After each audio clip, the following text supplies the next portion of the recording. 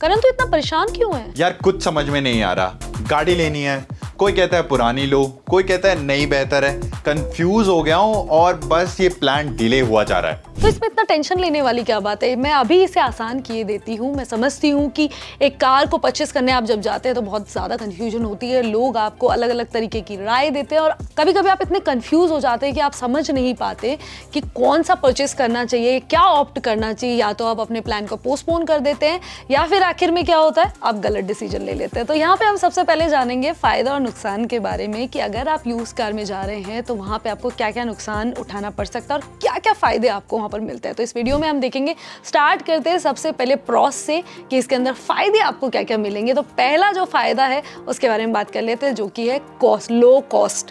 अगर आप यहाँ पे मान लीजिए 10 लाख की कार न्यू परचेस करना जा रहे हैं या फिर 20 लाख की न्यू कार परचेस करने जा रहे हैं, तो यहाँ पर आपको एक ऑप्शन मिलता है, एक लीवरेज मिलती है कि आप नई कार की बजाय एक ओल्ड कार या फिर कम चली हुई कार को ऑप्ट करें और उसे आप लेकर आएँ, जिससे आपको एक तो बेटर फ़ायदा हो जाएगा कि अगर आप 40-45 की वो कार है तो आपको सिर्फ 15-20 लाख में मिल गई, या फिर आपके साथ में एक अच्छी चीज़ हो जाएगी कि आप उतने ही पैसे में लग्जरी का फ़ायदा उठा रहे हैं। तो लग्जरी कार भी आपको कम पैसे में मिल सकती है।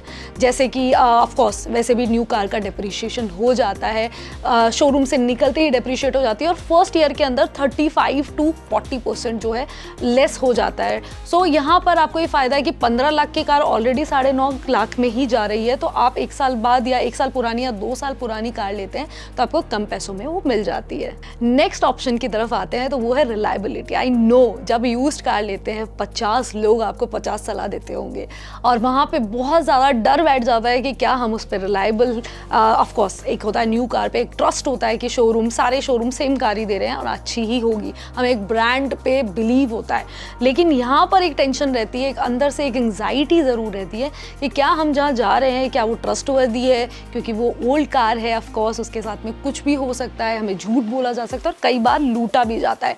तो यहाँ पर हमें वो टेंशन की ज़रूरत नहीं है, क्योंकि अब काफ़ी सारे ऑप्शन मार्केट में आ चुके हैं बड़े बड़े शोरूम से यूज़ कार के। तो वहाँ पर काफ़ी चेक पॉइंट्स होते हैं, काफ़ी सारी जांच होती है और उस सारे सर्टिफिकेशन के साथ में आपको कार मिलती है। तो यहाँ पे एक फ़ायदा ये हो गया है कि ईजी टू फाइंड हो गया और स्पेशली आपके मन को तसल्ली देने के लिए एक पर्टिकुलर जगह है, बजाय आप नॉर्मल मार्केट या किसी से भी डायरेक्ट बायर से परचेस करने के, आप प्रॉपरली एक जगह से परचेस कर सकते हैं।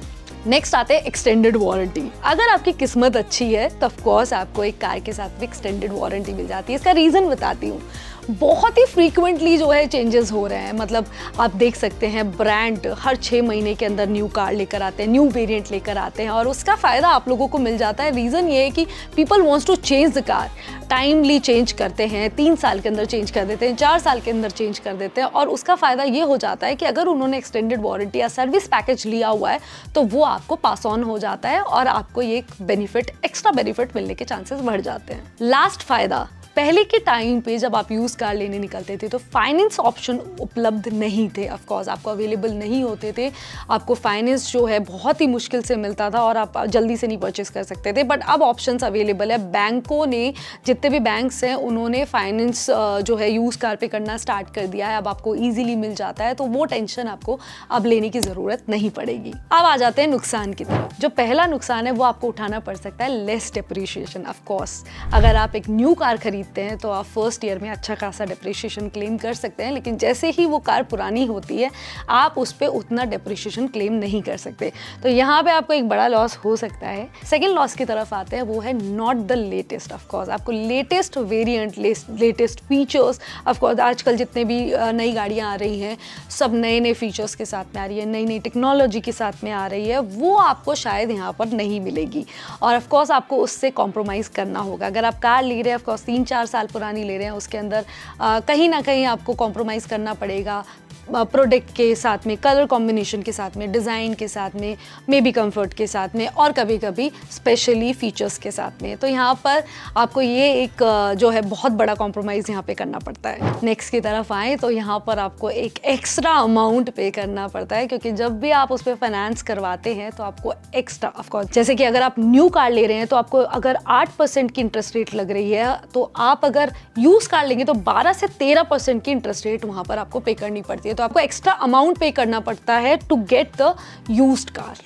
आगे की तरफ बढ़े तो यहाँ पर सबसे बड़ा कंसर्न आता है कार की हिस्ट्री। हम सब जानते हैं कि जब कार किसी के हवाले होती है, ऑफ कोर्स चाहे वो शोरूम के पास में हो या फिर बाहर किसी डीलर के पास में हो या जो भी मीडिएटर्स होते हैं उनके पास में होती है, तो कार के साथ में टेम्परिंग होना थोड़ा ईजी हो जाता है। लाइक अगर वो फ्लड में कहीं ना कहीं डैमेज हुई है या बहुत बड़ा एक्सीडेंट हुआ है या उसके अंदर कोई भी प्रॉब्लम आई है, तो कहीं ना कहीं सुपरफिशियल उसका रिपेयर करके आपको सेल आउट कर सकते हैं और आपको पता भी नहीं चलेगा ऑफ कोर्स।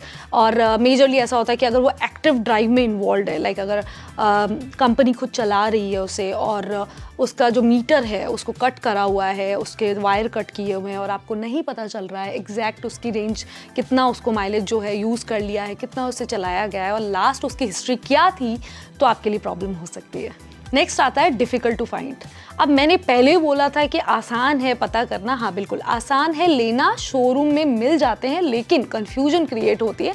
जैसे अगर आपने एक पर्टिकुलर कार का वेरिएंट या कार का एक पर्टिकुलर मॉडल डिसाइड कर लिया, तो आपको मालूम है कि मुझे हुंडई के पास में जाना है या मारुति के पास में जाना है, ये शोरूम पे जाना है, ये वाला वेरिएंट पूछना है और जहाँ पे मुझे कलर कॉम्बिनेशन जो मुझे वेरिएंट पर्टिकुलर चाहिए और उसके साथ में जो मुझे डील चाहिए अगर मुझे मिल जाती है, तो एक शोरूम से मैं ले लेती हूँ विदाउट एनी टेंशन और एंग्जाइटी। बट यूज़ कार में आपको ये फैसिलिटी नहीं मिलती है। ऑफकोर्स अगर कहीं पे आपको 15,000 चली हुई कार मिलेगी तो कहीं पे आपको 40,000 चली हुई कार मिलती है।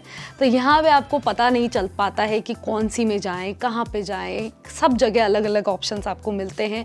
जितने भी लोग हैं, जितने भी प्लेटफॉर्म्स हैं, वहाँ पर आपको अलग अलग ऑप्शन मिलेंगे हर कार को। अगर आप मान लीजिए एक पर्टिकुलर कार चाहते हैं तो मे बी आपको वहाँ पर वेरियंट मिले ही नहीं वो वाला, या फिर मे बी वो ज़्यादा चली हुई हो, या फिर वो मे बी कि आपको वो कलर ऑप्शंस ना मिले। तो यहाँ पर आपको काफ़ी ज़्यादा एंग्जाइटी और काफ़ी ज़्यादा हैक्टिक सिचुएशन को फेस करना पड़ सकता है। अब आते हैं मेजर जो चीज़ है वो है मेंटेनेंस। आपने कार तो ले ली, लेकिन अगर अब आपने 4 साल पुरानी कार ली है या 3 साल पुरानी कार ली है, मोस्टली जगह पर वारंटी 2 से 3 साल की होती है। अब आपने अगर कार ले ली है 4 साल पुरानी, तो आपको 3 से 4 साल में आपको काफ़ी चीज़ें चेंज करने का एक टाइम आ जाता है जहाँ पे आपको वो पार्ट्स चेंज कराने ही होते हैं या फिर रिपेयर कराने ही होते हैं। तो आपके ऊपर एक एक्स्ट्रा जिम्मेदारी आ जाती है, अनटिल अनलेस अगर किसी ने बहुत अच्छे से कार को संभाल के रखा है, बहुत अच्छे से मेंटेन करके रखा है, जिसके चांसेस आज के ज़माने में जिस हिसाब के हम ट्रैफिक में जा रहे हैं, जितनी गाड़ियाँ चलती है, जिस तरीके से उन्हें ट्रीट किया जाता है, बहुत कम लोग हैं जो बहुत ही प्यार से रखते हैं।